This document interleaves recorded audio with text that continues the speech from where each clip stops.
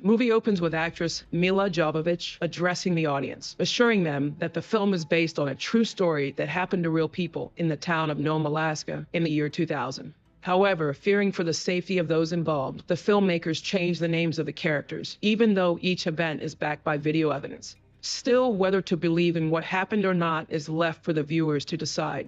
In 2002, Chapman University conducts a televised interview with psychologist Dr. Abigail Abby Tyler. She recounts a story of a family tragedy involving her husband. 2 years earlier, in August 2000, Abby's husband, Will, was mysteriously killed in his sleep during the night, leaving her with 2 children, her daughter Ashley and her teenage son Ronnie. Unable to cope with the grief, Abby turns to her colleague, Dr. Abel Campos, a psychologist from Anchorage, for help. He tries to uncover what exactly the woman remembers from that terrible night, but she can't describe the person who killed her husband. Abel records a hypnosis session with Abby, during which she recalls the attack happening suddenly at night while they were in bed. Something woke her up, and she saw a tall, dark figure standing near the bed, and then a knife plunged into her husband's chest. Seeing it again, the woman screams, and Abel is forced to interrupt the session. He advises Abby to take a break and rest, but she believes that will only make things worse. Besides, she needs to complete her research. She returns to Nome, which is only accessible by air, and goes straight to work, where a patient is already waiting for her. The man complains about sleep problems. Every night he wakes up at the same time, disturbed by the image of an owl in his dreams. Hearing this, Abby immediately recalls other patients who also dream of a white owl, an image that somehow terrifies them. Strangely, this bird first appeared to them back in childhood. People were certain their windows were closed, and how the owl got inside remains a mystery. Abby decides to conduct hypnotherapy sessions and schedules appointments for all 3 patients. However, her personal problems weigh on her even more. After her husband's death, their daughter Ashley lost her eyesight. The girl is struggling, especially because her classmates believe she's faking it, which only worsens her condition. Her son Ronnie is also constantly on edge, unable to understand how his mother can help others while being unable to help herself or her own family. He's also trying to get to the truth, not understanding what really happened that night. Abby believes that her son is blaming her for her husband's death. That night, Abby listens to a tape where her husband talks about cases of insomnia in Nome. Ashley hears her father's voice and comes to her mother, distracting Abby from the recording. The next day, Abby hypnotizes 2 patients, and both recount similar horrifying stories about creatures trying to break into their homes. The men are so frightened that they try to escape and hide. Abby has to wake them and reassure them that the creatures were just visions, but the patients remain in a state of distress. That same night, Abby is called to the police station because one of her patients is holding his wife and 2 children at gunpoint, demanding that the doctor be brought to him immediately. She arrives at the scene and hears the man saying he must do something terrible because he has no choice. He screams that if others had seen what he had seen, they would understand him. The man asks what Zimabuedo means, but no one understands these words. Despite Abby's pleas, the man kills his family and takes his own life. The sheriff interrogates Abby, and she tells him about the owl. But the man doesn't understand what could be frightening about a bird. He accuses Abby of using hypnosis, which he believes led to the tragedy. Abby tries to prove that terrible things are happening in the town, but the sheriff refuses to consider anything supernatural. She reminds him that he still hasn't solved her husband's murder. So what can be said about unexplained phenomena? The sheriff orders her to stop her psychological experiments on people. That night, Abby tries to analyze what happened and remembers the man who died saying that the owl no longer appeared, as if it had been a false memory. The next day, Abel flies in to see her, worried about her condition, and urges her to stop her investigation. But Abby cannot stop, otherwise people will continue to suffer. She agrees to his request to become involved in her work. That day, her second patient, Scott, arrives, and his symptoms completely match the visions of the man who died. Scott's wife is worried and asks Abby to conduct a hypnosis session to determine whether her husband might be in similar danger. Abby and Abel conduct a hypnosis session. Scott says he sees an owl that doesn't look like a normal bird. Under hypnosis, he senses that someone is in his house. He says they've been coming for him since childhood. The man begins to shake violently, and Abby, frightened, ends the session. When he regains composure, the man admits he saw some beings, but he can't describe them. He also hears their voices in his head, though he doesn't remember what they did to him. And it's so terrifying that he now understands why the killer did what he did.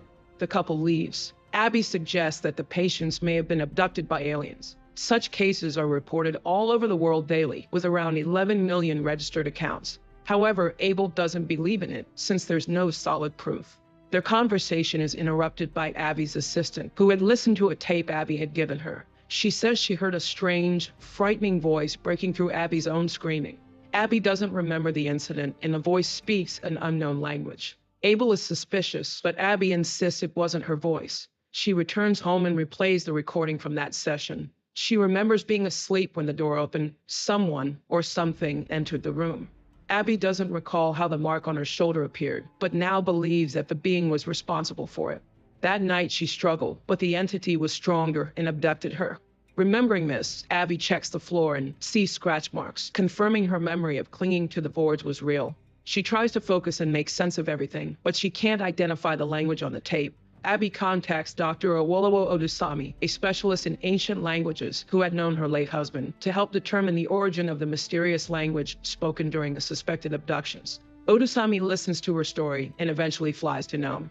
After listening to the recording, Odusami identifies the language as Ancient Sumerian. He is able to recognize a few words: our creation, to study, and completely destroy. But he can't fully translate the entire phrase spoken by the unknown being. This language is the oldest in human history, and it's strange that it would suddenly resurface in modern times. Odusami is disturbed by what the aliens might have done to Abby, and he points out that the voice on the tape is not human. Abel still refuses to believe these theories. Odusami shares his findings and recommends visiting any Sumerian exhibition, where they'd see depictions of rockets flying into the sky and sculptures of figures wearing helmets and suits created long before the pyramids. The book of Genesis, he says, contains content far beyond the understanding of modern people and was written 6,000 years before the Bible. Noah's Ark derives from the Sumerian flood story, and tales of alien visitors are reflected in Sumerian history. He works with facts, even though he doesn't know how it all connects. Their conversation is interrupted by a call from Scott's wife, urgently requesting Abby's presence. Scott confesses that there was no owl and speaks of them, but remembers nothing else. He begs Abby to hypnotize him again so they can uncover the truth. Under hypnosis, Scott suddenly levitates above the bed. A voice, speaking through him in Sumerian, orders Abby to stop her research. The video feed cuts out, so Abel is unable to record what's happening. The man convulses violently, and Abby, terrified, pulls him out of the trance. She rushes home and tells her children to pack. They are leaving. But just then, the sheriff bursts into the house and reports that Scott has been left paralyzed from the neck down. Believing Abby is responsible, the officer tries to arrest her. Abel steps in to defend Abby and confirms her story.